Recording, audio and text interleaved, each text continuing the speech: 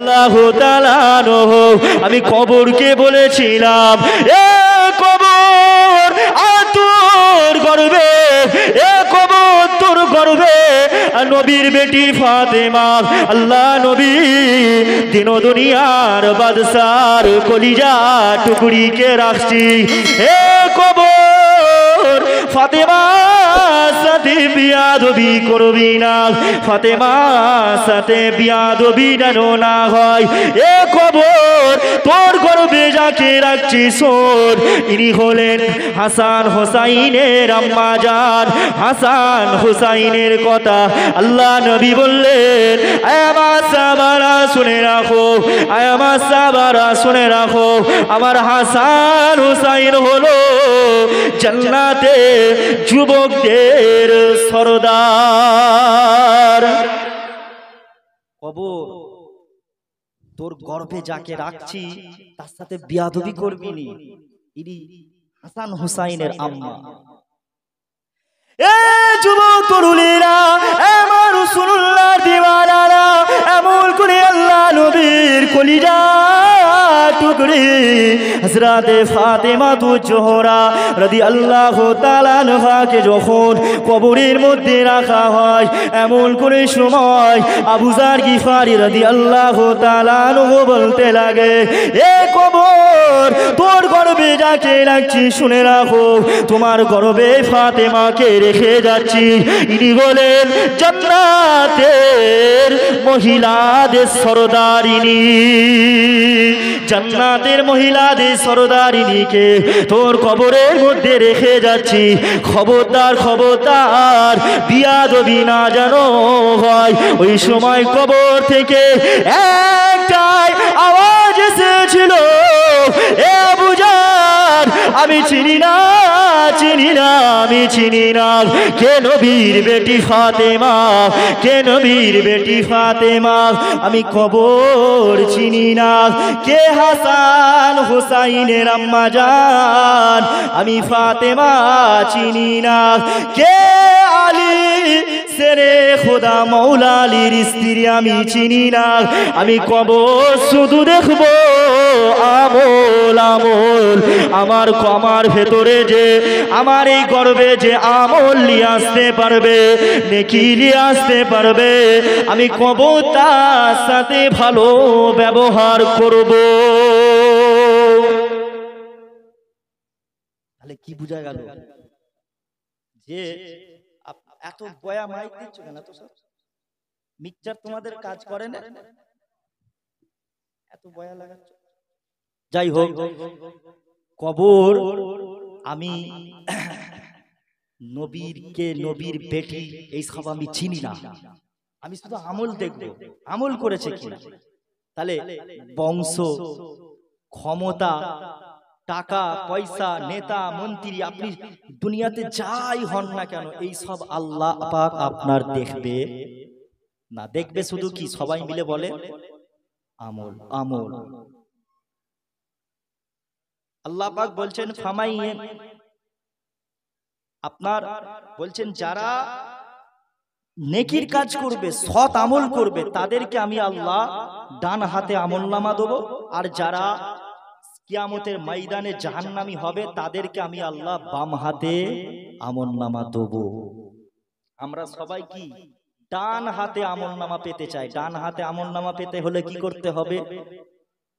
জি সবাই মিলে বলে আমল করতে হবে, ইবাদত করতে হবে। এ যুবক তরুণীরা, এমন করে আল্লাহ নবীর, এমন করে স্ত্রী আমাদের আম্মা জান হযরত আম্মা জান খাদিজাতুল কুবরা রাদিয়াল্লাহু তাআলা আনহা, এমন করে আল্লাহ নবীকে একদিন হযরত আম্মা জান খাদিজা বলতে লাগলেন, ইয়া রাসূলুল্লাহ, ইয়া হাবিবাল্লাহ, হুজুর, হুজুর আমি খাদিজা আপনার কাছে অনেক কিছু চেয়েছি, হুজুর আমি খাদিজা, হুজুর আপনার কাছে যা কিছু চেয়েছি আপনি সব কিছুই দিয়েছেন হুজুর। আমি কিন্তু আজকে আমি খাদিজা একটা জিনিস চাইবো, আমি খাদিজা আমার একটা দাবি রাখবো, আমি আপনার কাছে দুটো জিনিস চাইবো হুজুর, আমার দাবিটা পূরণ করবেন। হুজুর আপনার কাছে যা চেয়েছি সব পেয়েছি হুজুর, যা চেয়েছি তার থেকে দ্বিগুণ হাজার হাজার গুণ বেশি আপনি আমাকে দিয়েছেন, কিন্তু আমার দুটো দাবি আছে, আমার আরো দুটো পাওনা আছে হুজুর। আল্লাহ নবী বললেন আলহামদুলিল্লাহ। খাদিজা কি এমন দাবি, কি এমন দাবি তোমার লাগবে বলো, আমি রাসূলুল্লাহ চেষ্টা করব, আল্লাহ যদি আমাকে দেওয়ার তৌফিক দেয় আমি দেব। আমাদের আম্মাজানের নাম কি? আল্লাহর নবীর প্রথম স্ত্রীর নাম কি? খাদিজাতুল কুবরা রাদিয়াল্লাহু তাআলা আনহা। আর সবথেকে আমাদের ছোট আম্মাজান হুজুরের ছোট স্ত্রীর নাম কি? আম্মাজান আয়েশা সিদ্দিকা রাদিয়াল্লাহু তাআলা আনহা। এ যুবক তরুণেরা, এমন করে আল্লাহ নবী, নূর নবী, দয়া নবী, কিন্তু এই বক্সের সাউন্ড কমাবেন না, বক্সের সাউন্ড কমাবেন না। এমন করে আল্লাহ নবী আল্লাহ নবীকে খাদিজাতুল কুবরা রাদিয়াল্লাহু তাআলা আনহা বলতে লাগলেন, ইয়া রাসূলুল্লাহ, হাবিবাল্লাহ, হুজুর, হুজুর আমি খাদিজা আপনার কাছে দুটো জিনিস চাইবো হুজুর। আমি খাদিজা কেমন আল্লাহকে ভয় করেছিলেন দেখেন, কেমন খাদিজা আল্লাহকে ভয় করেছিলেন দেখেন। এমন করে খাদিজাতুল কুবরা হুজুর বলতে লাগলেন, হুজুর আমি খাদিজা ইন্তেকালে পরে আমি খাদিজার লাশটাকে হুজুর গোসল দেওয়ার পরে আমি খাদিজার আমার লাশটাকে আমার যখন কাফন পরানো হবে হুজুর, আমার কাফনটা কোনো দুনিয়ার কাপড় দেবেন না হুজুর, আমার কাফনের কাপড়টা যেন আপনার পাগড়ি মুবারক অথবা আপনার চাদর মুবারক অথবা আপনার জুব্বা মুবারকটা আমার শরীরে কাফন হিসাবে পরিয়ে দেবেন হুজুর। আমি এই তিনটে জিনিসের মধ্যে যে কোনো একটা জিনিস চাই, হয় আপনি চাদর দিয়ে আমার কাফনটা পরাবেন, না হয়তো আপনার পাগড়ি দিয়ে আমার কাফনটা পরাবেন। আল্লাহ নবী বললেন, ও ও বেবি খাদিজা, কেন তোমার এমন দাবি, কেন আমার জুব্বা চাইছো, কেন আমার পাগড়ি চাইছো? ও বেবি খাদিজা, কেন তুমি আমার পাগড়ি চাইছো?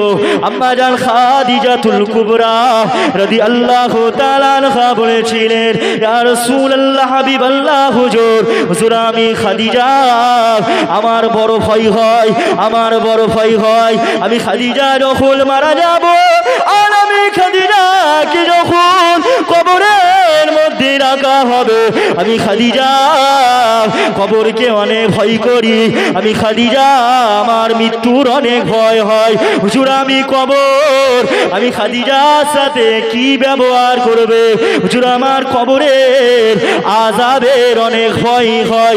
ইয়া রাসূলুল্লাহ, হাবিবাল্লাহ, হুজুর আপনি তো বলেছেন আপনাকে যে স্বপ্নে দেখবে এমন করে আপনার কোনো কাপড় মুবারক, আপনার জুব্বা মুবারক, আপনার শরীরের আপনার কাপড় মুবারক পৃথিবীর কোনো আগুন, জাহান্নামের আগুন আপনার শরীরের জামা পুরাতে পারবে না।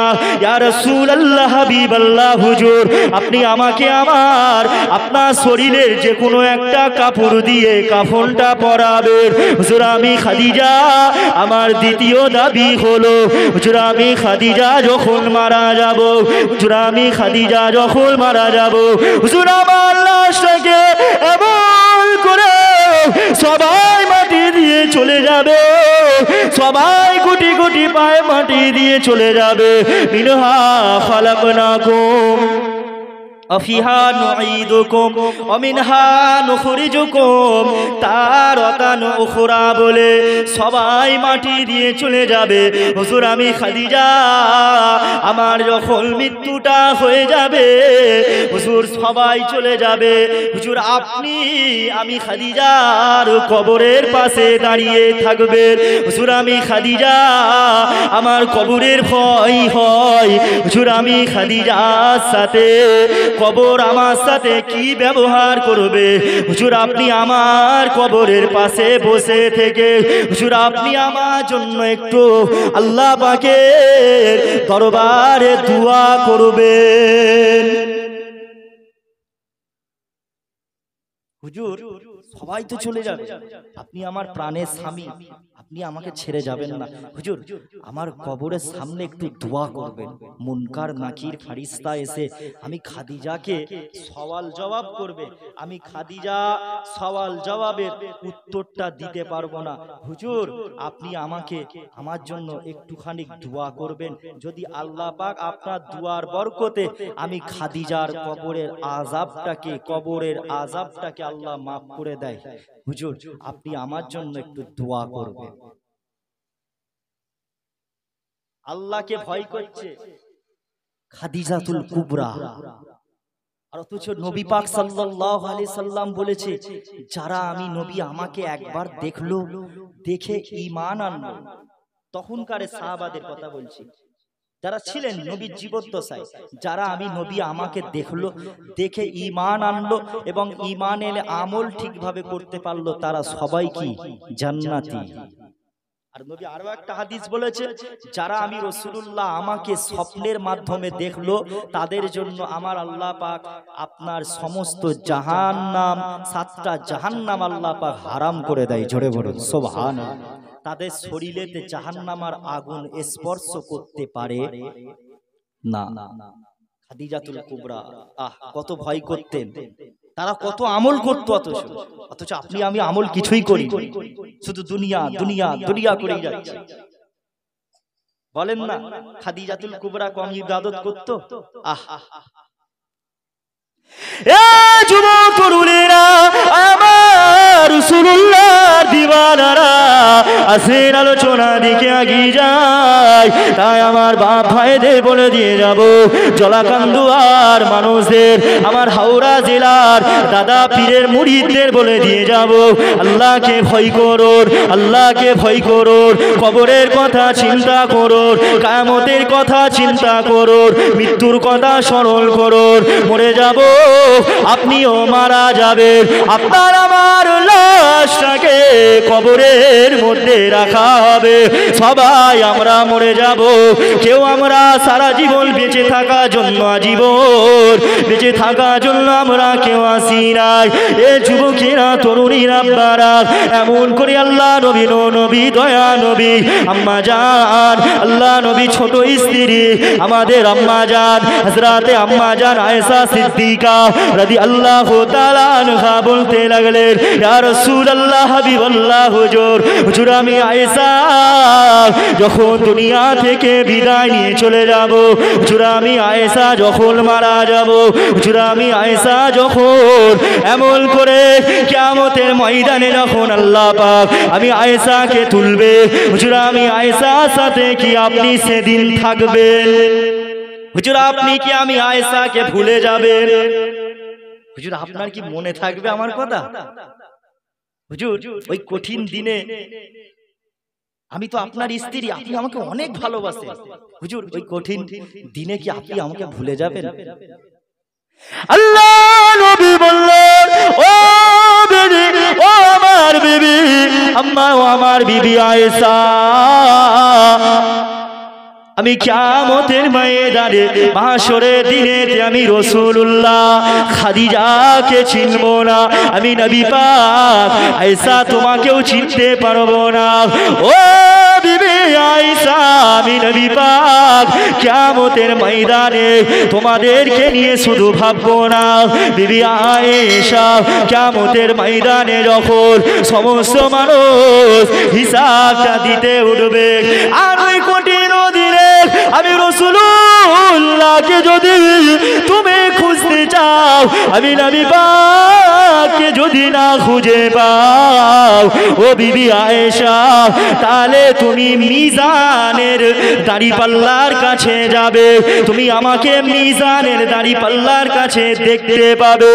কেননা আমার অনেক গুনাহগার উম্মতি হবে, যাদের আমলনামাটা, যারা জীবনেতে নেকির কাজ করবে, গুনাহের কাজ করবে, আমার উম্মতিদের নেকি যখন এক পাল্লায় রাখা হবে, আরেক পাল্লায় যখন আমার উম্মতিদের নেকির পাল্লে কি রাখা হবে, আবার এক পাল্লায় যখন গুনাহ রাখা হবে, আমি রাসূলুল্লাহ আমার অনেক গুনাহগার উম্মতিদের গুনার পাল্লাটা ভারী হয়ে যাবে, আমি নবী পাক আমার উম্মতিদের নেকির পাল্লাটা হালকা হয়ে যাবে। ও বিবি আয়েশা, ওই কঠিন দিনে আমি রাসূলুল্লাহ মিজানে দাঁড়িপাল্লার কাছে থাকবো, মিজানে দাঁড়িপাল্লার কাছে আমার গুনাহগার উম্মতিদের যাদের নেকির পাল্লাটা, নেকির পাল্লা হালকা হয়ে যাবে, গুনাহের পাল্লা ভারী হয়ে যাবে, আমি রাসূলুল্লাহ তাদের ওই সময় মিজানে দাঁড়িপাল্লাতে আমি নবী পাক আমার একটা শাহাদাত আঙ্গুল রাখবো, আমি নবী পাক আমার একটা শাহাদাত আঙ্গুল রাখবো, আমি নবী পাক যখন শাহাদাত আঙ্গুলটা মিজানে দাঁড়িপাল্লায় রাখবো, সঙ্গে সঙ্গে নেকির পাল্লাটা, নেকির ওজনটা ভারী হয়ে যাবে। আরো জোরে বলুন। আয়েশা, কিয়ামতের ময়দানে তোমার কথা নিয়ে শুধু আমি ভাববো না, খাদিজার কথা ভাববো না, আমার কোনো স্ত্রীর কথা বেশি ভাববো না, আমি আমার সমগ্র উম্মতির কথা ভাববো। নবী আমাদেরকে তাহলে কত ভালোবাসেন দেখছেন, কি গো নবী হুজুর আমাদের মহব্বত করেন না? জি অনেক ভালোবাসেন। ও বিবি আয়েশা, আমি রাসূলুল্লাহ যখন দুনিয়া থেকে আমি নবী পাক যখন চলে যাব, ও বিবি আয়েশা, এমন করে কিয়ামতের ময়দানে মাশরের দিনেতে যখন তুমি আমাকে খুঁজে পাবে না, তুমি আমাকে কোথায় পাবে? ও বিবি আয়েশা, তুমি আমাকে ফুলসিরাতে পাবে, ফুলসিরাতে, আপনার ফুলসিরাতে পাবে। ও বিবি আয়েশা, আমার উম্মতিরা ফুলসিরাতটা কেমন আমি নবী পাক জানিয়ে দিলাম। ফুলসিরাতটা হবে চুলের থেকেও পাতলা আর আপনার তলোয়ারের চেয়েও ধারালো, চুলের থেকেও কি, সাদিক ভাই একবার আসবে তো, একবার দরুদ শরীফ আল্লাহুম্মা, একবার আসবে।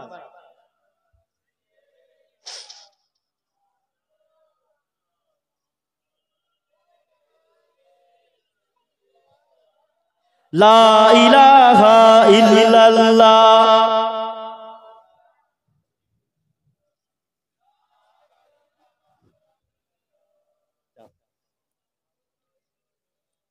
আল্লাহুম্মা সাল্লি আলা।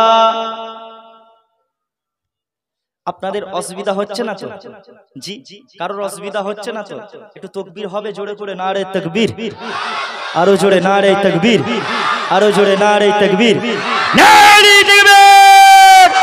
সিলসিলায়ে হক মুজাদ্দিদে জামান আমার দাদা পীরের হক সিলসিলা, মাসলাকে পীর আবু বকর সিদ্দিকী, মাসলাকে আহলে সুন্নাত ওয়াল জামাত, নারে তাকবীর, নারে রিসালাত। মাশাআল্লাহ, আল্লাহ কবুল করেন, সকলে বলেন আল্লাহুম্মা আমিন। ভাই আপনারা দাঁড়িয়ে আছেন, আপনারা ব্যস্ত আছেন নাকি? জি। আর ওদিকে যারা বসে আছেন আপনারা একটু চলে আসবেন এখানে। এ যুবক তরুণেরা, আমার রাসূলুল্লাহ দিওয়ানারা, এমন করে আল্লাহ নবী বললেন, ও বিবি আয়েশা, আমি রাসূলুল্লাহ, দুনিয়া আমি রাসূলুল্লাহ, আমাকে খোদাই খুঁজে পাবে। ও বিবি আয়েশা, আমি নবী পাক ফুলসিরাতের কাছে দাঁড়িয়ে থাকবো, আমার গুনাহগার উম্মত উম্মতিরা ওই ফুলসিরাতটা পার হতে পারবে না। আমার অনেক গুনাহগার উম্মত উম্মতিরা ফুলসিরাতটা পার হতে গিয়ে আমার গুনাহগার উম্মত উম্মতিরা পড়ে যাবে। ও বিবি আয়েশা, আমার গুনাহগার উম্মত উম্মতিরা ফুলসিরাতটা পার হতে গিয়ে তারা পড়ে যাবে, আর ফুলসিরাতের নিচে আল্লাহ পাক জাহান্নামকে টেনে আনবে। যারা ফুলসিরাতটা পার হতে পারবে না, যারা ফুলসিরাতটা পার হতে পারবে না, তারা টপাস করে আপনার জাহান্নামায় পড়ে যাবে। ও বিবি আয়েশা, আমি রাসূলুল্লাহ কিয়ামতের ময়দানে বিবি আয়েশা আমাকে কোথায় পাবে? আমি ফুলসিরাতে দাঁড়িয়ে থাকবো, আমার গুনাহগার উম্মত উম্মতিরা, আমার গুনাহগার উম্মত উম্মতিদের জন্য আর আমি রাসূলুল্লাহ সাফাত করব, সুপারিশ করব। আর আমি নবী পাক সুপারিশ করার পরে আমার উম্মত উম্মতিরা বিদ্যুতের নাই চোখের পলক ফেলার যেমন সময় লাগে, চোখের পলক ফেলতে না ফেলতে আমার উম্মত উম্মতিরা ফুলসিরাত পার হয়ে যাবে। ও বিবি ও বিবি আয়েশা, আমি রাসূলুল্লাহ আমাকে কোথায় পাবে? আমি নবী পাক এমন করে হাউজে কাউসারের কাছে থাকবো, আমি নবী পাক হাউজে কাউসারের কাছে থাকবো। যখন আমার উম্মত উম্মতিরা কিয়ামতের ময়দানে সূর্য মাথার গোড়ায় চলে আসবে, এমন করে সূর্য মাথার গোড়ায় আসবে, আমার উম্মত উম্মতিরা পানি তৃষ্ণায় ছটফট ছটফট করবে। কেননা আল্লাহ নবী জানিয়ে দিয়েছেন, আমার উম্মত উম্মতিরা শুনে রাখো, কিয়ামতের ময়দানে মাশরের দিনেতে মানুষ এত ঘামবে, মানুষ এত ঘামবে, কারো হাঁটু পর্যন্ত ঘামের মধ্যে ডুবে যাবে, কারো কোমর পর্যন্ত ঘামের মধ্যে ডুবে যাবে, আবারও কেউ গলা পর্যন্ত ঘামের মধ্যে ডুবে যাবে। আল্লাহ নবী বললেন, আমার সাহাবারা, এমন করে কেউ ব্যাঙের নাই ঘামের মধ্যে ডুবে যাবে। আমার সাহাবারা, ওই কঠিন দিনে কিয়ামতের ময়দানে আমার উম্মত উম্মতিরা পানির জন্য ছটফট করবে। ও বিবি আয়েশা, আমি রাসূলুল্লাহ কিয়ামতের ময়দানে হাউজে কাউসারের কাছে থাকবো, আমার উম্মত উম্মতিদের যাদের পানি তৃষ্ণা পেস লাগবে, পানির পেস লাগবে, আমি রাসূলুল্লাহ তাদের তৃষ্ণাটা মিটাবো, তাদেরকে পানি পান করাবো।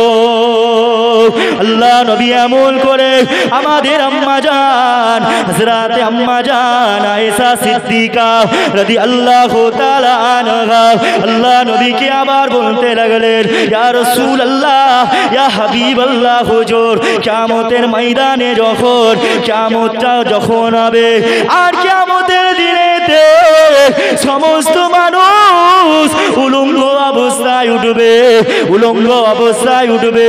হুজুর আমি আয়েশা, আমার শরীরটাও তো উলঙ্গ থাকবে। হুজুর আমি আয়েশার দিকে কি সবাই তাকিয়ে থাকবে? হুজুর কিয়ামত যখন মানুষ উঠবে, হাসরের ময়দানে বিচার হিসাব নিকাশ হবে, হুজুর সবাই তো উলঙ্গ অবস্থায় থাকবে, আমি আয়েশাও উলঙ্গ অবস্থায় থাকবো, আমি আয়েশার শরীরের দিকে কি কেউ দেখবে? এ যুবক তরুণেরা, এ নবী পাকের প্রেমিকেরা, আসেন আল্লাহ নবী নবী দয়া নবী নবী আমার এমন করে আম্মা জান আয়েশা সিদ্দিকাকে বললেন, ও বিবি আয়েশা, কিয়ামতের ময়দানে যখন কিয়ামতের দিনে যখন সবাই হিসাবটা দিতে উঠবে, ওই দিনটা কেউ কারোর দিকে তাকাবে না, কেউ কারোর দিকে তাকাবে না। সবাই নিজেদের আমল নিয়ে ব্যস্ত থাকবে।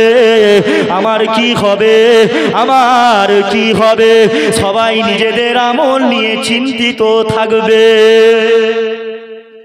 কেউ কারোর দিকে তাকাবে না। সবাই কি ব্যস্ত থাকবে, আমার হিসাব কি হবে। বাপ ছেলেকে চিনবে না, ছেলে বাপকে চিনবে না, মা সন্তানকে চিনবে না, ভাই ভাইকে চিনবে না, কেউ কাউকে চিনতে পারবে না। বাপ স্বামী স্ত্রীকে গিয়ে বলবে তুমি আমার স্ত্রী, আমার নেকি কম পড়েছে, আমাকে একটু নেকি দাও, তোমার সাথে আমার এত ভালোবাসা ছিল। স্ত্রী বলবে কে স্বামী তুমি আমার, আমার কোনো স্বামী ছিল না দুনিয়াতে, আমি নেকি দিতে পারবো না। সবাই নিজেদের আমল নামা নিয়ে ব্যস্ত থাকবে, সবাই আতঙ্কে থাকবে, কি হবে আমার কি হবে। কথা বুঝতে পারছেন না? তাহলে আমাদের অন্তরে কি কবরের ভয়টা ঢুকাতে হবে। আমাদের অন্তরে কবরের ভয় আনতে হবে। মুসলমান, আপনার আমার কবরের ভয়টা উঠে গেছে। মৃত্যু দেখেছি আমরা, মৃত্যু স্বাদটা এখনো পর্যন্ত আমরা উপভোগ করিনি, তাই তো আমাদের কবরের কথা চিন্তা হয় না। কবরের লাশকে আমরা রাখতে দেখেছি, নিজেরা লাশকে রেখেছি। এমন করে বাপ মরে গেছে, কি মা মারা গেছে, কি স্ত্রী মারা গেছে, কি ছেলে, তাদের লাশ আমরা কবরে রেখেছি, দাদু দাদি মাটি দিয়েছি, কিন্তু ওই মানুষটা তারপরে কি হালাতে আছে এইটা আমরা খবর একবারও নিই না। নিয়েছি, মরে গেছে, মাটি দিয়ে চলে এসেছি, তারপরে কি হচ্ছে কবরে গিয়েছি একবার। তুমি আমি যখন মারা যাব, এই রকম তোমাকে আমাকেও কবরে রেখে আসবে। আজ তুমি এখানে বসে আছো, কাল তোমার ভাইয়েরা আত্মীয় স্বজনেরা মরে গেলেই তোমাকে কি কবরে রেখে আসবে। এ যুবক তরুণেরা, আমার রাসূলুল্লাহ দিবানারা আসে, কবরকে ভয় করো। ও জলাকান্দুয়া, আমার হাওড়া জেলার দাদা পীরের মুরিদেরা, কবরকে ভয় করো, মৃত্যুকে ভয় করো। তুমি আমিও মারা যাব, তোমাকে আমাকে কবরের মধ্যে রেখে আসবে। কবরের ভয়টা নেই বলে আপনি আমি পরিবর্তন হচ্ছি না, কেননা এমন করে আসেন আল্লাহ নবী সাহাবা হযরতে উসমান গনি রাদিয়াল্লাহু তাআলা আনহু কবরকে দেখে এত ভয় করতেন, কবরের পাশ দিয়ে আল্লাহ নবী সাহাবা হযরতে উসমান গনি রাদিয়াল্লাহু তাআলা আনহু যখন কবরের পাশ দিয়ে হেঁটে হেঁটে যেতেন, কবরকে দেখে এত কান্না কাঁদতেন, কবরকে দেখে ঝরঝর করে হযরতে উসমান গনি কেঁদে ফেলতেন। কেঁদে কেঁদে কেঁদে কেঁদে উসমান গনি রাদিয়াল্লাহু তাআলা আনহুর দাড়ি মুবারক ভিজে যেত, এমন করে শরীরের পাঞ্জাবিটা ভিজে যেত। যখনই কবরের পাশ দিয়ে যেতেন কাঁদতেন। সাহাবারা জিজ্ঞাসা করতেন, হে উসমান গনি, আপনি এত কাঁদছেন কেন, কবরকে দেখে এত ভয় করেন কেন? এমন করে আল্লাহ নবী সাহাবা হযরতে উসমান গনি রাদিয়াল্লাহু তাআলা আনহু বলেছিলেন, এ নবী পাকের সাহাবারা, শোনো শোনো শোনো, আমি উসমান কবরকে দেখেই কারণে ভয় পাই, আমি কবরকে দেখেই কারণে ভয় পাই, কেননা কবর হলো প্রথম মঞ্জিল। কবরে যে পাস হয়ে যাবে, সব জায়গায় পাস হয়ে যাবে। কবরে যে ধরা খেয়ে যাবে, সব জায়গায় ধরা খেয়ে যাবে। কবর হলো প্রথম মঞ্জিল। আমি উসমান গনিকে কবরের মধ্যে রাখবে আমার ভয় হয়। এই কবরেতে আমি উসমান গনি কিভাবে থাকবো? সাহাবারা ভয় করত, কাঁদতো। তুমি আমি মুসলমান, সেই কবরকে কিছুই মনে করি না। কবরের সামনে এমনও মানুষ আছে কবরস্থানের সামনে গিয়ে ফ্রি ফায়ার খেলে। এমনও ছেলেরা আছে কবরের সামনে গিয়ে কবরস্থানের পাশ দিয়ে যাচ্ছে, ফোনেতে মোবাইলে গান শুনতে শুনতে যাচ্ছে।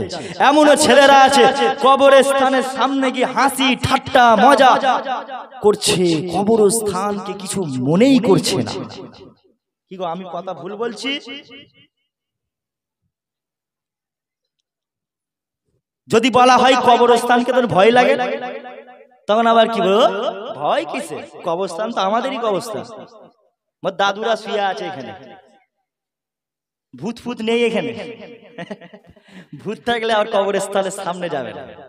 যদি একটু কবরস্থান ভয়ঙ্কর মতন হয়, কবরস্থানের সামনে যায় না। কিছু কিছু কবরস্থান আছে চিনাই যায় না কবরস্থান বলে। কি গো, নেই কবরস্থান বলে বুঝাই যায়।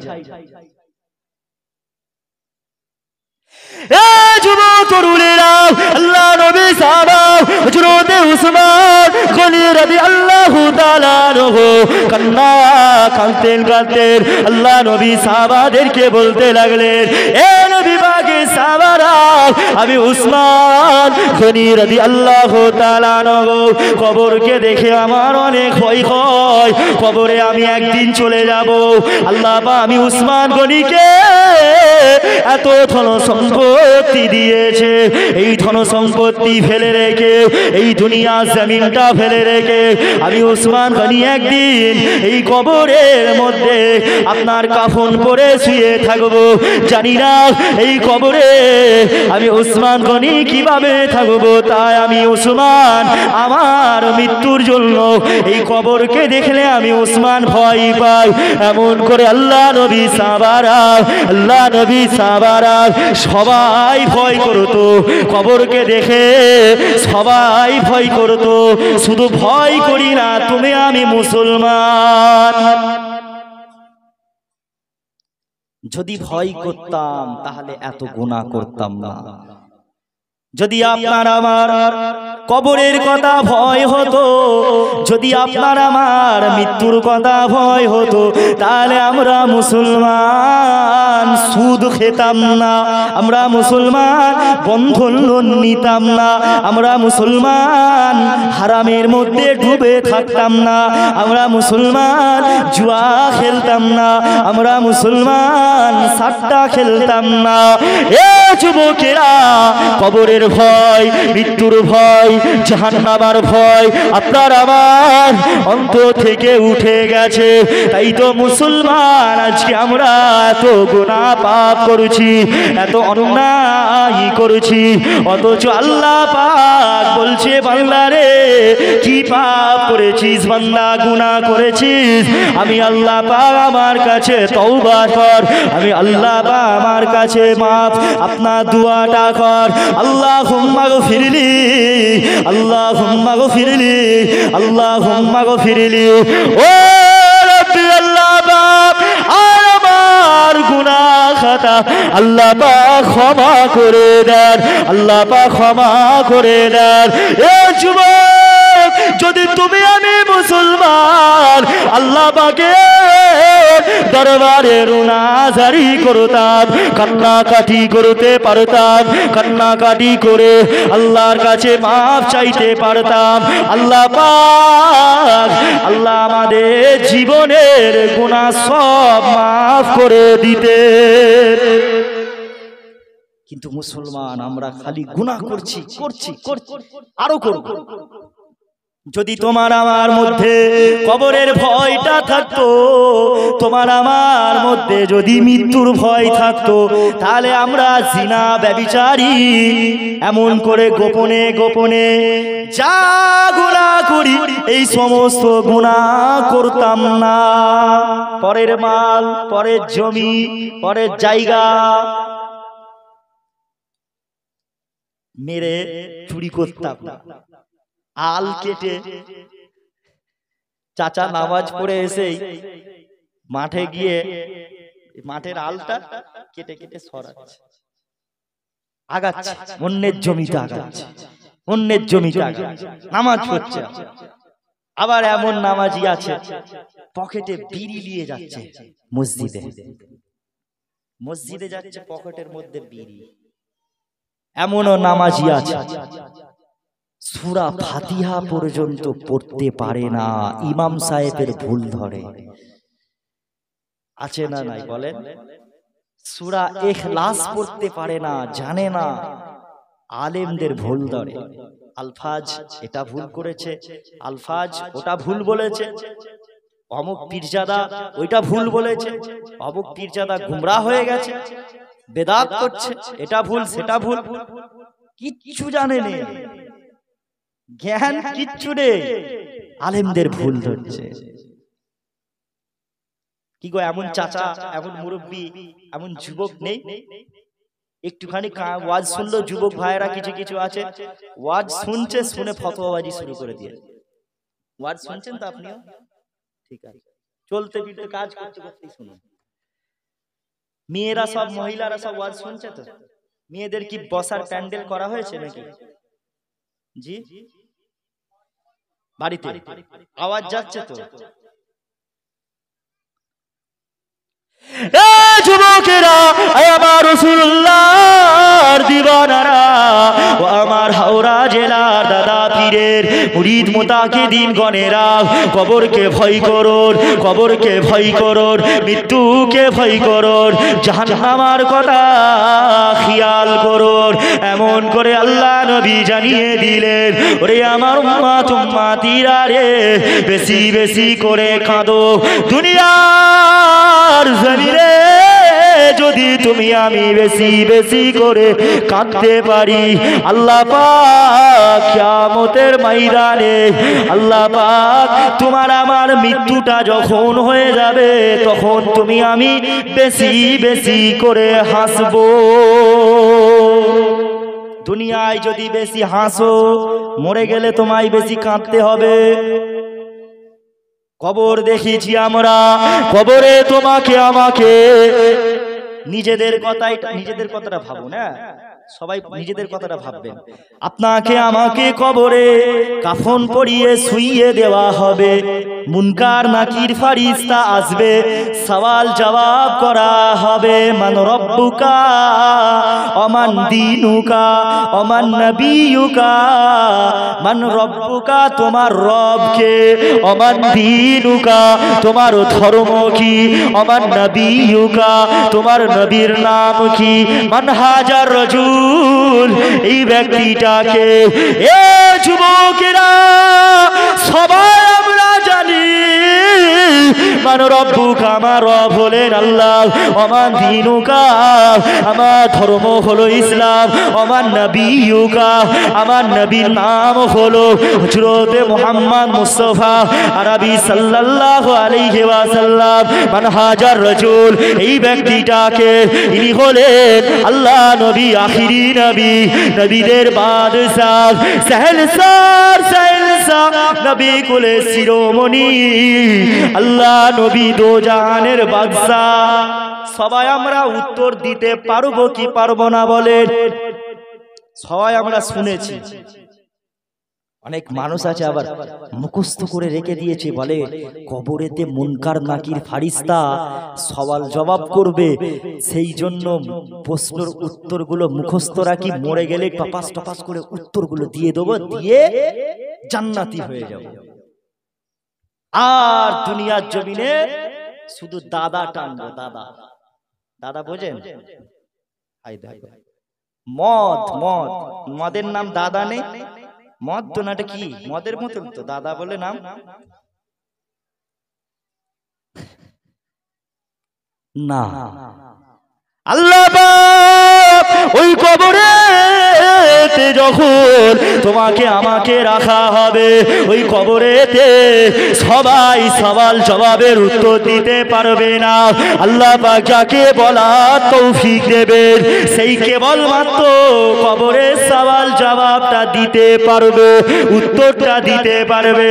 যদি তুমি আমি মুসলমান উত্তরগুলো সঠিকভাবে দিয়ে দিতে পারি, তাহলে তোমার আমার কবরটাকে আল্লাহ পাক নূর আলা নূর করে দেবে। যুবক তরুণেরা, যদি তুমি আমি কবরের মধ্যে সওয়াল জবাবের উত্তরটা দিয়ে দিতে পারি, তাহলে তোমার আমার কবরের মধ্যে আল্লাহর ফেরেশতারা তোমার আমার জন্য আল্লাহ পাক ওই 3.5 হাত কবরটাকে তোমার আমার জন্য পৃথিবী থেকেও বড় জায়গা করে দেবে। দুনিয়ার মানুষ যখন কবরটাকে খুলবে দেখবে একটা ছোট যেমন ভাবে রেখে এসেছিলাম তেমন ভাবেই আছে। যদি আপনারা আমার মুজাদ্দেদে জামান আলা হযরত দাদা হুজুর পীর কেবলা রহমাতুল্লাহ আলাইহি এমন করে আমার মুজাদ্দেদে জামানের দরবারে, যদি মুজাদ্দেদে জামানের বাজারেতে যত কবর আছে ওই সমস্ত কবর যদি খোলা হয়, সমস্ত কবর এখনো পর্যন্ত জিন্দা জিন্দা। জোরে বলবে না? এখনো পর্যন্ত কি? মুজাদ্দেদে জামানের কবরটা খুললে এখনো লাশ টাটকা আছে, কাফনের কাপড়টা এখনো সেই রকম যেমন ভাবে দাফন করা হয়েছিল ঠিক সেইভাবে মুজাদ্দেদে জামান দাদা হুজুরের লাশের কাফনটাও ঠিক সেরকমই আছে, টাটকা জিন্দা আছে। বিশ্বাস করেন? ওলিরা কখনো মরে না, ওলিরা জিন্দা, কবরেতেও জিন্দা। জোরে বলুন সুবহানাল্লাহ। যুবক তরুণীরা, যারা কবরের মধ্যে সওয়াল জবাবটা দিতে পারবে না, কবরের মধ্যে যারা সওয়াল জবাবের উত্তরটা দিতে পারবে না, এমন করে যারা উত্তরটা দিয়ে দেবে আল্লাহ পাক কবরেতে জান্নাতের একটা গেট খুলে দেবে। জান্নাতের মধ্যে থেকে হাওয়া কবরের মধ্যে আসতে লাগবে, মিঠা মিঠা হাওয়া খুশবু এতবার হবে কবরেতে আসতে লাগবে। আর যদি তুমি আমি মুসলমান আর উত্তরটা দিয়ে দিতে পারি, এত সুন্দর হাওয়া আসবে, ওই মিঠা মিঠা হাওয়ার কারণে তোমার আমার চোখের ঘুম চলে আসবে। আল্লাহ নবী বলেছে কবরেতে সওয়াল জবাবের উত্তরটা দিতে যারা পারবে আল্লাহ পাক তাদেরকে এমন ঘুম পাড়িয়ে দেবে কিয়ামত পর্যন্ত ঘুমাবে। কিয়ামতের দিনে যখন ওই কবর ফেটে তোলা হবে, হাসরের ময়দানে যখন তোলা হবে, কবরবাসীকে ডাক দেওয়া হবে, হে আলফা কিয়ামত হয়ে গেছে, উঠে পড়ো। উঠবো, কিয়ামত হয়ে গেল, আরে আমি এক্ষুনি তো ঘুমালাম। জোরে বলবো না সুবহানাল্লাহ। মরিচি 1000, 10,000, 50,000, 1 লাখ বছর আগে। কিয়ামতের দিনে যখন তোলা হবে বলবো আমি তো এক্ষুনি ঘুমালাম, আবার এক্ষুনি আমার ঘুমটা ভেঙে দিচ্ছ, আমাকে ডাকছো। মানে এত সুন্দর হাওয়া, এত সুন্দর আল্লাহর নিয়ামত কবরে দেওয়া হবে যে মানুষ বুঝতে পারবে না, এমন ঘুম দেবে কিয়ামত হয়ে যাবে। ওই জন্য আল্লাহর ওলিরা দুনিয়াতে এখন তুমি রাত জেগে জেগে ইবাদত করো, ছোট হুজুর পীর কেবলা রহমাতুল্লাহ আলাইহির মতন রাত জেগে জেগে যারা আপনার ইবাদত করতে পেরেছে তারাই তো কিয়ামত পর্যন্ত এখনো আরামে ঘুমাচ্ছে। জোরে বলুন সুবহানাল্লাহ। তুমি আমি যদি রাত জেগে জেগে ইবাদত করতে পারি তো তোমার আমার কি মৃত্যুর পরে ঘুমটা এমন হবে কিয়ামত হয়ে যাবে।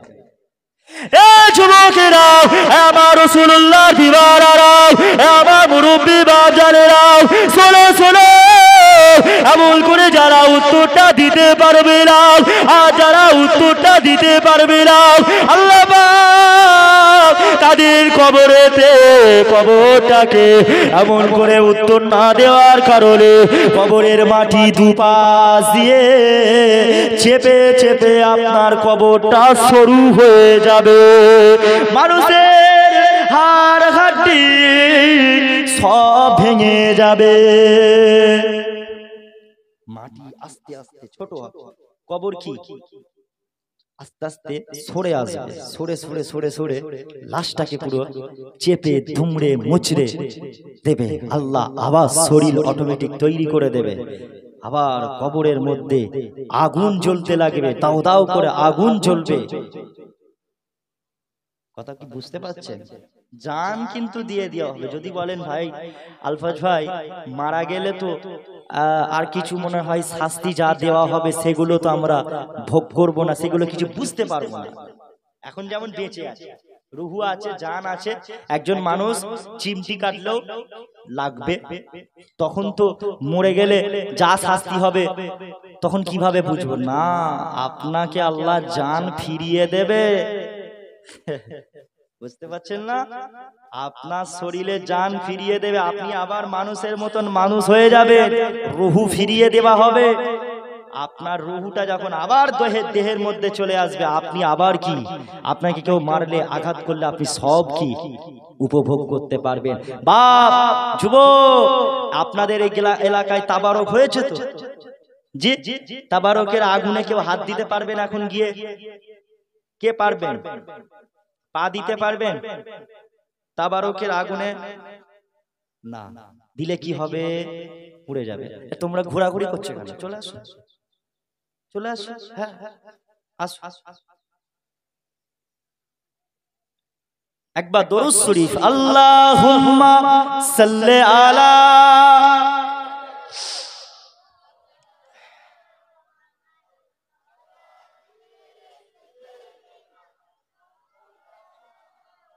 अल्लाहुम्मा सल्ले आला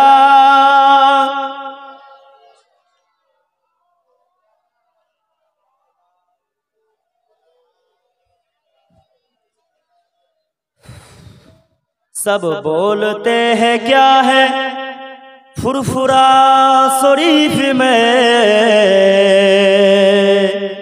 आका का मुझजा है फुरफुरा शरीफ में, जन्नत का रास्ता है फुरफुरा शरीफ में।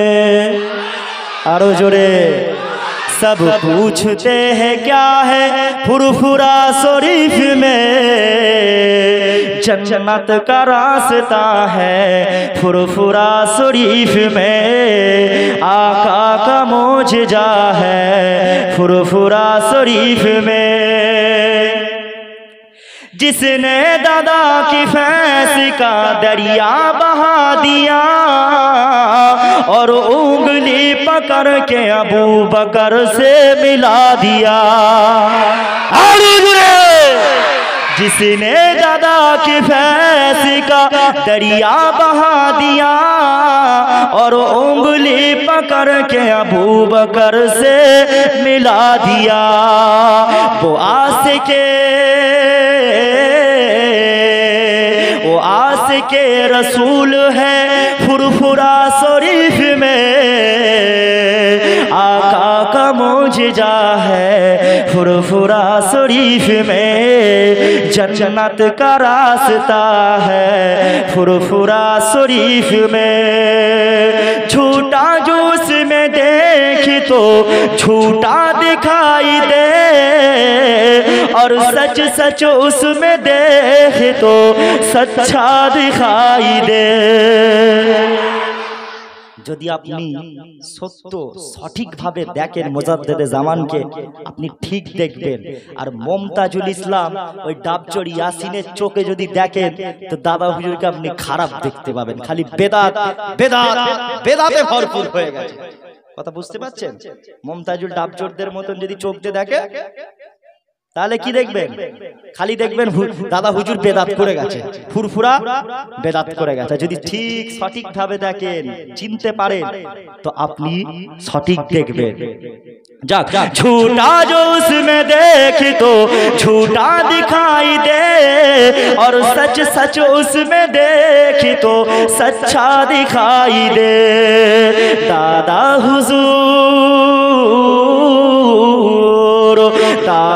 हुजूर है फुरफुरा शरीफ में, आका का मौजज़ा है फुरफुरा शरीफ में, आका का मौजज़ा है फुरफुरा शरीफ में।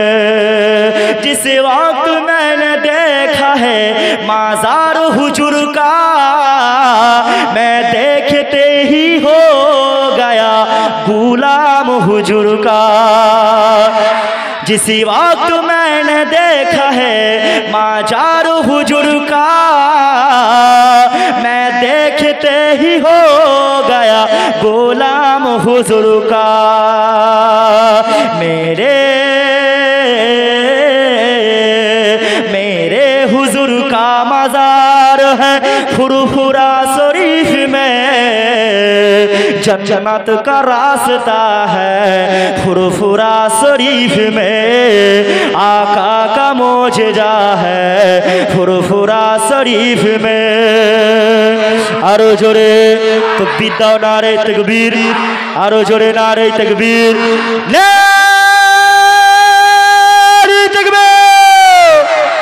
सिलसिलाए हक मुजाद्दिद ज़मान, दादा पीरेर हक सिलसिला, मसला के अहले सुन्नत वल जमात। नारे तकबीर, नारे रिसालत। माशाअल्लाह, আল্লাহ কবুল করেন, সকলে বলেন আল্লাহুম্মা আমিন। যাক, যে কথা বলছিলাম বাপ, যে কবরেতে আপনার, হ্যাঁ কি বলছিলাম যেন,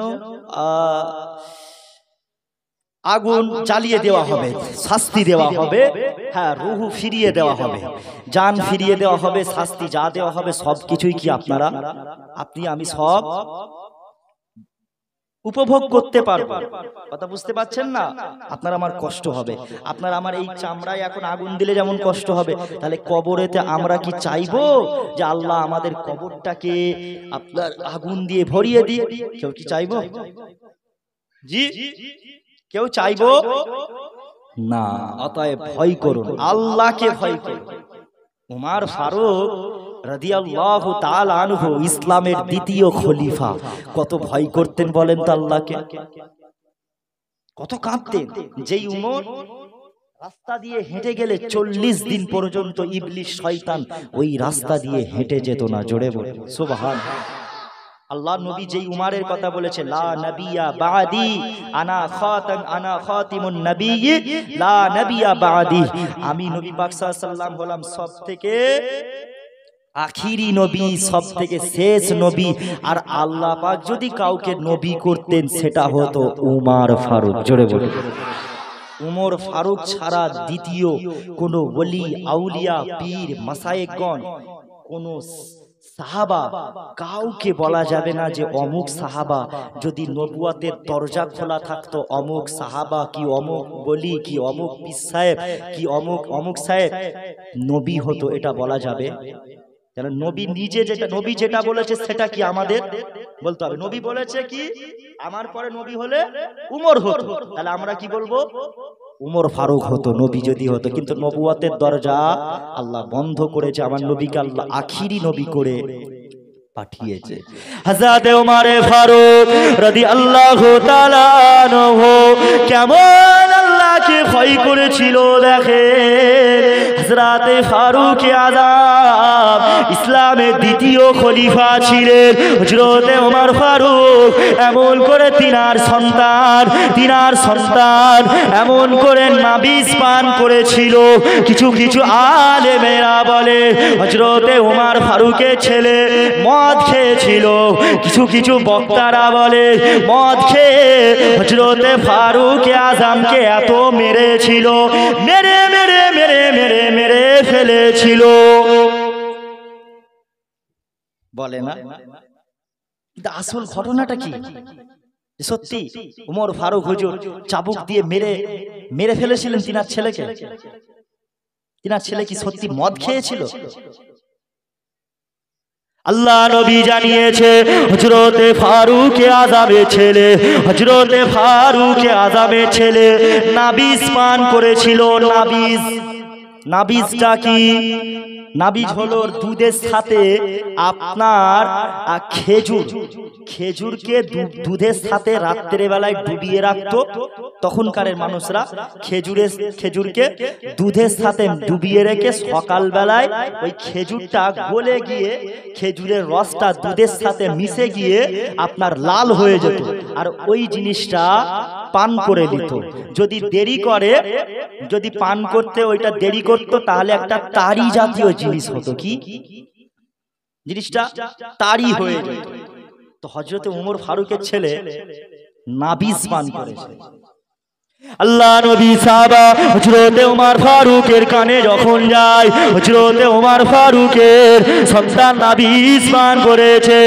এ যুবকের আপনারা তরুণেরা, এমন করে আল্লাহ নবী সাহাবা হযরতে ওমর ফারুক রাদিয়াল্লাহু তাআলা আনহু তিনি ওই সময় 80 ঘাত বেতে ছড়িয়ে দিয়ে চাবুক দিয়ে মারলেন। কত বলেন? 80। কতবার?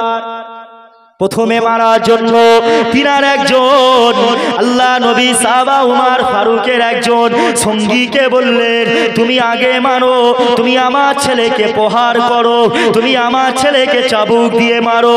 ওই সময় আল্লাহ নবী সাহাবা একজন সাহাবা ওই সময় হযরতে ফারুক আযমের সন্তানকে যখন চাবুক দিয়ে মারছে, জল্লাদকে বলছে, এমন করে বলছে যে চাবুক দিয়ে মারো। তিনি যখন চাবুক দিয়ে মারছে আস্তে আস্তে মারছে, ভয় পাচ্ছে তো। এ যুবকেরা, তিনি আস্তে আস্তে চাবুক দিয়ে মারছে। আল্লাহ নবী সাহাবা ফারুক আযম বলছে, তুমি এত আস্তে আস্তে মারছো কেন? তুমি কেন আস্তে আস্তে মারছো? আমার সন্তানকে জোরে জোরে মারো, তোমার কি ভয় লাগছে? ওই ব্যক্তিটা মনে মনে চিন্তা করছে, আমি যদি জোরে জোরে মারি তাহলে আমার চাকরিটা মনে হয় যাবে। বুঝতে পারছেন না? দ্বিতীয় খলিফা তার অধীনে কাজ করছে, বলছে যদি জোরে মারি, আর খলিফার ছেলে প্রেসিডেন্টের ছেলে, তাকে মারবো। আল্লাহ নবী সাহাবা ফারুক আযম ওই সময় চাবুকখানা নিয়ে 80 ঘা মারতে লাগলো, আর বলতে লাগলো, এ নবী পাকের সাহাবারা, আমি ওমর ফারুকের জন্য বিচার, আমি ওমর ফারুক সবাইয়ের জন্য ন্যায় বিচার করি। আমি আমার ছেলে বলে আমার ছেলেকে আমি ছেড়ে দেবো না। কিন্তু আজকালের নেতা মন্ত্রী ছেলেরা বলে, মন্ত্রী এমন করে কোন নেতা ছেলে যদি ভুল করে ফেলে, ওই ভুলের জন্য আইনত কোনো ব্যবস্থা নেওয়া হয় না, তাকে শাস্তি দেওয়া হয় না। নেতা ছেলে মন্ত্রী ছেলে বলে বিচার পায় না, তাকে ছেড়ে দেওয়া হয়। আর একটা গরিব ঘরের ছেলে ভুল করলেই ব্যাস শাস্তি কি শুরু হয়ে যাবে। বিচারক আর তেমন বিচারক নেই ফারুক আযমের মতো। বিচার করতে ন্যায় বিচার সবার জন্য, নিজের ছেলেকেও বাদ দেয় না। হযরতে ফারুক আযম রাদিয়াল্লাহু তাআলা আনহু এমন করে 80 ঘা মারার পরে আল্লাহ নবী সাহাবা হযরতে ফারুক আযমের সন্তানের শরীরটা খারাপ হয়ে গেল। অসুস্থ থাকার পরে কয়েকদিন পরে মারা যায়। কিছু বক্তারা আছে, তারা বলে 80 ঘা মারার পরেই মরে গেছে। 80 ঘা বেতে চাবুক দিয়ে মারার পরে মরে গেছে না, 80 ঘা চাবুক দিয়ে মারার পরে মরে যায়নি, বেঁচে ছিল। প্রায় কোন বর্ণনায় 3 দিন, কোন বর্ণনায় 1 মাস বেঁচে ছিল। 1 মাস পরে তিনি মারা যায়। আল্লাহ নবী সাহাবা হযরতে ফারুক আযম, এ যুবকেরা, এমন করে আল্লাহ নবী সাহাবা হযরতে ফারুক আযম তিনি বলেছিলেন 100 ঘা টোটাল মারার হুকুম করেছিলেন। কত ঘা? 100 গা, বাকি রয়েছে কটা? 20টা। এবার 20টা কি হবে?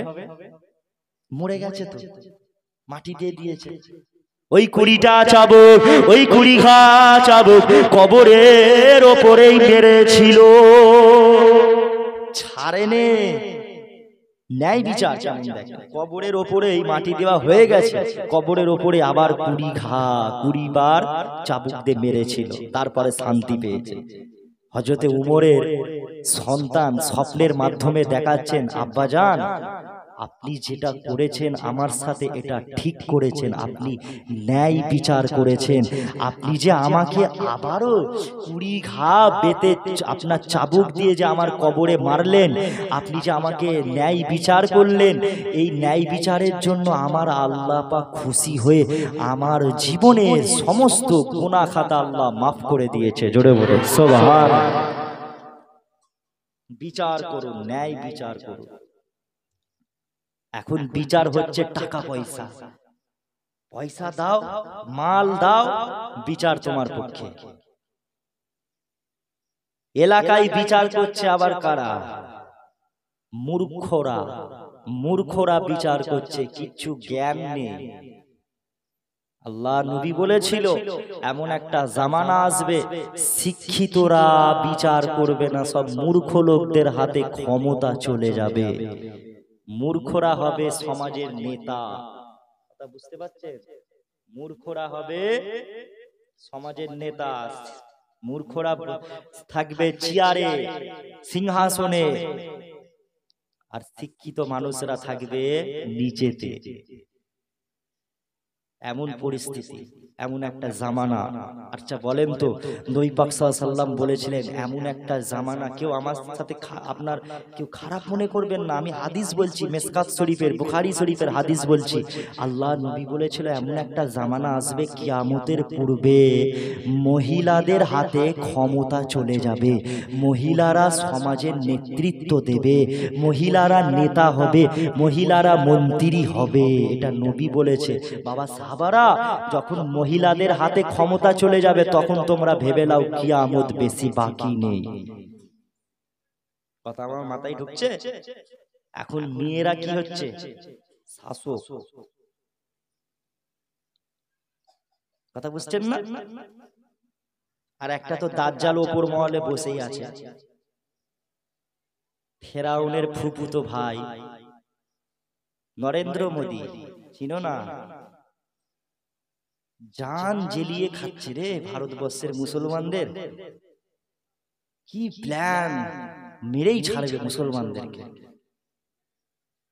খালি ধর্ম ধর্ম ধর্ম নিয়ে রাজনীতি করছে। খালি মুসলমানদেরকে কিভাবে তাড়াবে, কিভাবে হিন্দুদের ভোট ব্যাংকটা একাই নেবে, কিভাবে সাম্প্রদায়িক দাঙ্গা লাগবে, সেই নিয়ে ব্যস্ত।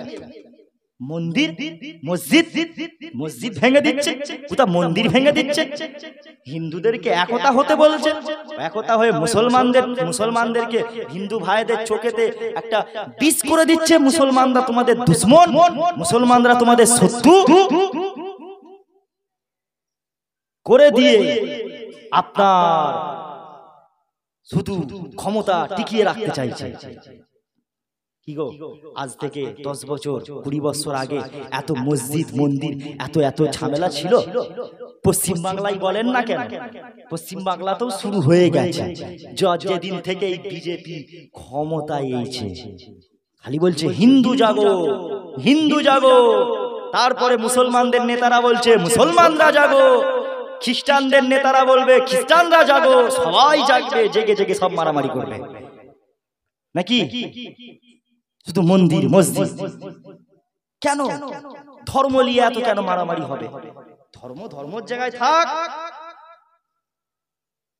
রাজনীতি রাজনীতির জায়গায় থাকো। তুমি তোমার ধর্ম পালন করো, আমি আমার ধর্ম পালন করি। আল্লাহ পাক তো কোরআন পাকে বলছে লাকুম দীনুকুম ওয়ালিয়া দীন, তোমার ধর্ম তোমার থাক, আমার ধর্ম আমার থাকুক, তুমি তোমার ধর্ম পালন করো, মন্দিরে তুমি পুজো করো, আমি আলফাজ বাধা দেবো না। মন্দিরে তুমি পুজো করো, আমরা মুসলমানরা কেউ বাধা দেবো না, তুমি তোমার ধর্ম পালন করো।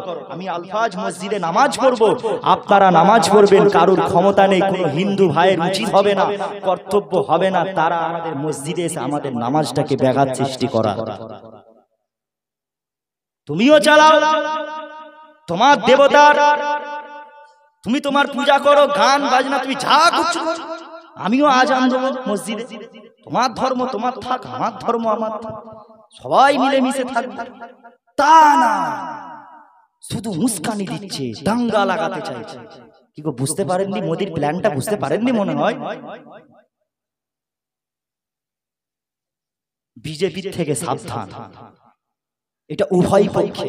যদি আমরা শান্তিতে থাকতে চাই, হিন্দু মুসলমান সম্প্রীতি ভ্রাতৃত্ব ভালোবাসার বন্ধন নিয়ে যদি আমরা থাকতে চাই, তাহলে এই বিজেপি সরকারকে আগামী দিন ক্ষমতায় রাখলে হবে না। বিজেপির জন্য, বিজেপির বিরুদ্ধে রুখে দাঁড়াতে হবে, আমাদের লড়াই করতে হবে। আমরা সবাই শান্তিতে থাকতে চাই। আমরা ঠাকুর কোনো মূর্তিকে গিয়ে ভেঙে দেবো না। কিছু কিছু ঘটনা তো দেখছি, মূর্তি ভেঙে দিচ্ছে ঠাকুর, কিছু কিছু জায়গায় ভেঙেছে। কি গো দেখেন, ভুল বুঝাবুঝি হয়েছে। কেউ নবীর হুজুর পাক সাল্লাল্লাহু আলাইহি ওয়াসাল্লামের ছবি আকৃতি করেছে, অঙ্কন করে করেছে, তার বিরুদ্ধে, তার জন্য আপনার ঠাকুর ভেঙে দিচ্ছে না। আল ইয়াউমা আকমালতু লাকুম দীনাকুম, ইসলাম পরিপূর্ণ হয়ে গেছে, তোমার অধিকার নেই তুমি মূর্তি ভাঙা, মূর্তি ঠাকুর ভাঙা তোমার অধিকার নেই। হ্যাঁ, তোমার যদি ভাঙার মন চায়, তুমি উনাদের সাধু, উনাদের যারা ধর্মগুরু আছে, উনাদের ধর্মগুরুর সাথে আমরা ধর্মগুরু যারা আছি, আমরা আলোচনা সাপেক্ষে আমরা খণ্ডন করব। তোমার ধর্ম ঠিক কি আমার ধর্ম ঠিক, এটা আমরা আলোচনা সাপেক্ষে আমরা ধর্মগুরুরা ঠিক করব। সাধারণ মানুষ মারামারি করে ঠিক করব না যে তোমরা ঠিক ধর্ম আছো, আমরা সনাতনী যারা ধর্ম হিন্দু, আমরা আমার ধর্ম ঠিক আছে। আমরা, এটা সাধারণ মানুষের জন্য নয়, এটা ধর্মগুরুদের লেভেলে। কথা কি মাথায় ঢুকছে? না, মিলেমিশে থাকার চেষ্টা করব, শান্তিতে। সবাইকে বলবেন, আশপাশে হিন্দু এলাকা যত আছে সবার সাথে কথাবার্তা উঠা বসা সব করবেন, অসুবিধা। আপনি আপনার ধর্ম পালন করুন, মানুষ হিসাবে সবাইকে ভালোবাসতে হবে। কি বললাম? স্রষ্টা এক, আল্লাহ সবাইকে সৃষ্টি করেছে, আল্লাহ মানুষকে সবাইকে সৃষ্টি করেছে, তাহলে সবাইকে নিয়েই আমাদের চলতে হবে। বলছে মুসলমানরা সব পাকিস্তান থেকে এসেছে, বাংলাদেশ থেকে এসেছে, নরেন্দ্র মোদীর ঠিকানা দেখলেই ওই মনে কোথা থেকে এসেছে তার ঠিক খুঁজে পাওয়া যায়। আরে তখন তো এত ভারত বাংলাদেশ পাকিস্তানকে আলাদা ছিল নাকি? কথা বলে না, ভারত বাংলাদেশ পাকিস্তান তো আলাদা ছিল, সব তো একই ছিল। তো ইংরেজরা তো আলাদা করে দিয়ে গেছে। অথচ ইন্ডিয়া গেটে গিয়ে দেখেন, ইন্ডিয়া গেটে গিয়ে দেখেন শত শত শত শত হাজার হাজার এমন করে মুসলমানদের দেশ স্বাধীনের আপনার লড়াই করেছিল স্বাধীনতার জন্য, তাদের নাম এখনো পর্যন্ত ইন্ডিয়া গেটে আছে। তাহলে কোন হিন্দু ভাইয়েরা একা মিলে এই ভারতবর্ষে স্বাধীন করেনি, খালি বলছো হিন্দু রাষ্ট্র করব, মুসলমানদের তো এর জুতোর বাড়ি মারতে হবে খালি। বুঝতে পারছেন না? আমি সাম্প্রদায়িক উস্কানি না দিই না, আমি শান্তির কথা বলি।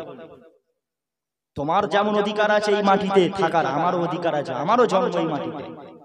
এই ভারত আমার গর্ব, এই ভারত আমার দেশ, আমি আমার দেশকে ভালোবাসি। মুসলমানের ছেলেরা, নবীর উম্মত উম্মাদারিরা, আল্লাহকে ভয় করো, আল্লাহকে ভয় করো। যে কথা বলছিলাম, আল্লাহ নবী সাহাবা হযরত ফারুক আযম রাদিয়াল্লাহু তাআলা আনহু এমন করে তিনি কত বড় কেমন আল্লাহকে ভয় করতেন। ইসলামের দ্বিতীয় খলিফা, তিনি এমন ভাবে থাকতেন, তিনি ধুলোবালির মধ্যে তিনি ঘুমিয়ে থাকতেন। বাইরে থেকে মানুষজন এলে তোমাদের দেশের প্রধানমন্ত্রী কে গো? ওই যে গাছের নিচে শুয়ে আছে বালিতে, উনি হচ্ছেন আমাদের দেশের খলিফা। বাইরের দেশ থেকে কেউ যখন আসতো বলতো তোমাদের দেশের খলিফার সাথে দেখা করবো, ওই যে দেখতে পাচ্ছ ওখানে বসে আছে ধুলোবালিতে, উনি হচ্ছেন খলিফা। উনি খলিফা ছিল, এমন নেতা ছিল।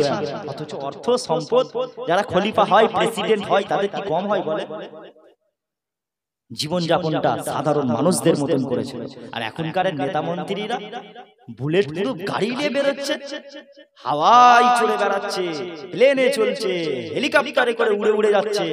আর তুমি আমি মুসলমান, তুমি আমি হিন্দু ভাইরা শুধু মারামারি করছি, মারামারি করছি, ফাটাফাটি করছি। আর ওরা সব এসি ঘরে বসে আছে। মারামারি করছি কারা? কারা? তোমরা, আমরা, তোমরা। আমরা মারামারি করবো আর ওরা সব এসি ঘরে বসে থাকবে, হাওয়া খাবে। কথা বুঝতে পারছেন না? মারামারি করে ফাটাফাটি করে তারপরে জেলে যাবে, তোমাকে শুভেন্দু অধিকারীও চিনবে না, আর কোনো নেতাও তোমাকে চিনবে না। এই জন্য সাবধান, দুনিয়া ফিতনা থেকে বাঁচার চেষ্টা করেন। ফিতনা বহুত হচ্ছে, চারিদিক থেকে ফিতনা আসছে, ডান দিক বাম দিক যেদিকেই তাকাচ্ছি শুধু সেদিকেই ফিতনা। কিয়ামত নিকটে, তাই ফিতনা এত বাড়ছে। মানুষের ঈমান, মানুষকে নামাজ পড়তে ভালো লাগছে না, রোজা রাখতে ভালো লাগছে না, দান খায়রাত করতে ভালো লাগছে না, বন্ধন লোন চালিয়েই যাচ্ছে, খেয়েই যাচ্ছে, কিচ্ছু মনে করে না। অথচ হারাম হারাম হারাম। ছোট হুজুর পীর কেবলা রহমাতুল্লাহ আলাইহি বলতেন, বাবারা হারাম খেলে পারে শরীরে হারামি রক্ত পয়দা হয়। হারাম খেলে হারামি রক্ত পয়দা হয়। আল্লাহ নবী বলেছে যে ব্যক্তি হারাম খেলো, আল্লাহ পাক তার ইবাদতটা কবুল করে না, আল্লাহ তাআলা দিলেতে মোহর মেরে দেয়। কথা বুঝতে পারছেন? হারাম ছেড়ে দেন, হারাম ছেড়ে দেন। এ যুবকেরা, আপনাদের এলাকায় বন্ধন চলে? মেয়েরা বন্ধন নেয় বেশি না কম?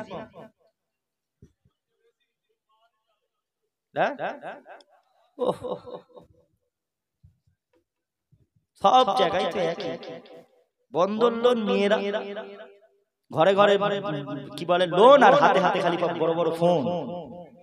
লোন নিয়ে বাইক কিনছে, লোন নিয়ে ঘর তুলছে, লোন নিয়ে আবার লোনের টাকা, সেই টাকা তো আবার পরিশোধ করতে হয়। তো কম দিতে হয় না বেশি দিতে হয়?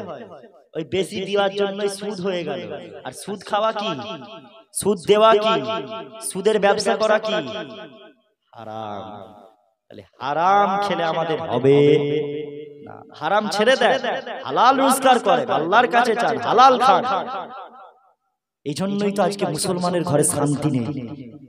স্বামী স্ত্রী খালি মারামারি হচ্ছে, ফাটাফাটি হচ্ছে, বউ স্বামী স্ত্রীর সাথে মিল নেই, ঘরে একটা শান্তি পাওয়া যাচ্ছে না। থাকছি, রোজগার করছি অনেক, টাকা পয়সা অনেক ইনকাম করছি, কিন্তু শান্তি পাচ্ছি না মনে মনে। শান্তি আসবে কি করে? তোমার ঘরে হারাম ঢুকে গেছে। কথা বুঝতে পারছেন? তাহলে হারাম থেকে ছেড়ে দিতে হবে। হারামে মনে রাখবেন, হারামে রহমত নেই, হারামে বরকত নেই। আপনার হালালেতে, জি হালালে বরকত আছে। আল্লাহর কাছে চান, যা লাগবে সব কিছু আল্লাহর কাছে চাইতে হবে। কার কাছে? দুনিয়ার কোনো মানুষ কারুর কাছে চাওয়া যাবে? যতই দুঃখ কষ্ট আসুক না কেন, জীবনে আপনি কঠিন কঠিন সময়, দুঃখের সময় পার করছেন, আল্লাহর কাছে ফরিয়াদ করুন, দুটো হাত তুলে চান, আল্লাহ আমার এটা লাগবে, আল্লাহ আমার ওটা লাগবে। দুঃখ কষ্ট আল্লাহকে জানান, দেখবেন আল্লাহ পাক আপনার দুঃখ কষ্টটাকে রহমতে পরিণত করে দেবে। জোরে বলুন সুবহানাল্লাহ। সব দুঃখ কষ্ট আল্লাহ দূরীভূত করে দেবে। জোরে বলুন সুবহানাল্লাহ। চাইতে পারি আল্লাহর কাছে কি? জি চাইতে পারি। এ যুবকেরা, তাই বাবাদের বলে দিয়ে যাব, এমন করে আল্লাহ পাকের কাছে যান, হারাম ছেড়ে দেন। আম্মা বোনেদেরকে বলে দিয়ে যাব, আজকে মহিলারা হারাম খাচ্ছে, বন্ধন লোন নিচ্ছে, এমন করে সবাইকে বলছি শোনেন, মহিলাদেরকে বলছি শোনেন, আপনারা তো নামাজ রোজা সব কিছু ছেড়ে দিয়ে শুধু গালাগালি করছেন, আর নামাজ রোজা ছেড়ে দিয়ে কার কোথায় ঝগড়া হচ্ছে খালি খোঁজ নিচ্ছেন। একটা বাড়িতে ঝগড়া লাগলে ফুস করে চলে গেল, কোথায় গেল কোথায় গেল, ঝগড়া শুনতে গেছে। কলেতে পানি আনতে যাচ্ছে গিয়ে সব গল্প, এখানে কি সব ঘরে ঘরে কল আছে? হ্যাঁ, টিপা কল আছে, টিপা কল। দেখবেন কলেতে এসেই যত রাজ্যের গল্প শুরু হয়ে যায়, সেটা আপনার এলাকা বলেন, আমার এলাকা বলেন, আর যে কোনো এলাকা বলেন, সব এলাকা একই অবস্থা। মেয়েরা পর্দা করে না, মহিলারা পর্দা থেকে দূরে সরে গেছে। মেয়েরা পর্দা করছে না। প্রত্যেকটা মহিলাদেরকে বলবো, মাথা আপনার কান খাড়া করে শুনুন, প্রত্যেকটা মহিলাদেরকে বলছি শুনুন, মাথায় কাপড় যারা দিয়ে যারা ঘোরে না, যারা মাথা চুলকে ঘুরে বেড়ায়, আল্লাহ নবী বলেছে এ আমার উম্মতেরা, ওই সমস্ত মহিলাদেরকে যখন কবরে রাখা হবে, ওই সমস্ত মহিলাদের প্রত্যেকটা এক একটা চুল বিষাক্ত সাপেতে পরিণত হয়ে যাবে, আর প্রত্যেকটা সাপ ওই মহিলার আপনার চুলেতে মাথাতে দংশন করতে থাকবে। বিয়েদের একটা একটা চুল একটা একটা সাপ হয়ে যাবে। আমি কি চাই কার আমার স্ত্রী, বাড়ির মেয়েটা, বউ, দাদি, মা তারা মরে যাক, মরে গিয়ে তাদের চুলগুলো সব সাপ হয়ে যাক? কেউ কি চায়? শুধু কি আমরা এটাই চাই যে আমরা জান্নাতি হব? আমার কথা কি বুঝতে পারছেন মুসলমানের ছেলেরা, এ নবীর উম্মতিরা? না না না না, আমরা একা জান্নাতে যেতে চাই না, সবাইকে নিয়ে আমরা জান্নাতে যেতে চাই, সবাই আমরা জান্নাতে যেতে চাই। তাই আমার যুবক ভাইদের বলে দিয়ে যাব, মহিলাদেরকে পর্দা করার কথা বলুন, মহিলাদেরকে পর্দা করার কথা বলুন। এ মহিলারা, আমার আম্মারা, বোনেরা শোনেন, আল্লাহ নবীর বিবি হযরতে আম্মা জান, আমাদের আম্মা জান হযরতে আয়েশা সিদ্দিকা রাদিয়াল্লাহু তাআলা আনহা কেমন পর্দা করতেন, আমি আপনাদের এটা বলছি না আপনারা বাড়ি থেকে বাইরে বের হতে পারবেন না, না না না না, সবাই বাড়ি থেকে বাইরে বের হন, কিন্তু সেটা পর্দার সাথে। আল্লাহ নবীর বিবি হযরতে আম্মা জান, আমাদের আম্মা জান আয়েশা সিদ্দিকা হুজুর এমন করে যুদ্ধের ময়দানে যুদ্ধ পরিচালনা করেছিলেন। যুদ্ধের ময়দানে তিনি গিয়ে যুদ্ধ পরিচালনা করতেন। কথা বুঝতে পারছেন? তাহলে সেটা কি বেপরদায় ছিল না পর্দায়? জি জি, বেপর্দায় ছিল না পর্দায়? পর্দাতে ছিল। এটা জটফট হয়েছে তো, মাঝে মধ্যে ঠেকছে, ঘষতে লাগছে। কদিন আবহাওয়া খারাপ গেল নি, খাটা খাটা খাই তো মাঝে মাঝে, জ্বরও গায়ে ছিল, জটফট হয়ে যায়। এ যুবকেরা, এ রাসূলুল্লাহ দিওয়ানারা, আল্লাহ নবীর বিবি এমন করে, আল্লাহ নবী জামানায় এমন করে মহিলারা এত পর্দা ছিল, মহিলাদের গলা সাউন্ডটা বাইরেতে যেত না। এ জওয়ানেরা, আমার রাসূলুল্লাহ দিওয়ানারা, আসিন আল্লাহ নবীকে তাই বলে দিয়ে যাব, বাপ ভাইদের বলে দিয়ে যাব, মা বোনেদের বলে দিয়ে যাই, আল্লাহকে ভয় করুন, নামাজ পড়ুন, রোজা রাখুন, এমন করে আল্লাহর ইবাদত বান্দেগি করুন। এ যুবকেরা, আপনারা তরুণেরা এমন করে তুমি আমি আছে মুসলমান, কবরের ভয় উঠে গেছে, জাহান্নামের ভয় উঠে গেছে। তাই তো মুসলমান আজকে আমরা এত গুনাহ করছি। এরা জানেরা আল্লাহ নবী নবী দয়া নবী এমন করে নবী আমার আসাবাদে বলতে লাগলেন, আমার সাহাবারা শুনে রাখো আল্লাহ পাক জাহান্নামকে কেমন করে তৈরি করেছে। আল্লাহ পাক প্রথমে 1000 বছর ধরে আল্লাহ পাক জাহান্নামকে আল্লাহ পাক একভাবে আগুনটা জ্বালিয়েছিলেন। অতবার আল্লাহ পাক আরো 1000 বছর ধরে আল্লাহ পাক জাহান্নামকে জ্বালিয়েছে। আবারও আল্লাহ পাক 1000 বছর ধরে জাহান্নামকে জ্বালিয়েছে। এই যুবকের আপনারা তরুণেরা এমন করে আল্লাহ নবী বললেন বাবা সাহাবারা 3000 বছর ধরে আল্লাহ পাক জাহান্নামের আগুনকে জ্বালিয়েছে। আর ওই জাহান্নামের আগুনে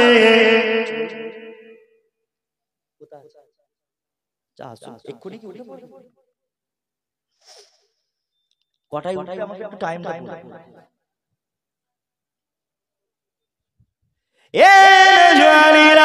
এমন করে আল্লাহ নবী জানিয়ে দিলেন বাবা সাহাবারা শুনে রাখো জাহান্নাম এত কঠিন হবে, ওই জাহান্নামের আযাব তুমি আমি কেউ সহ্য করতে পারবো না।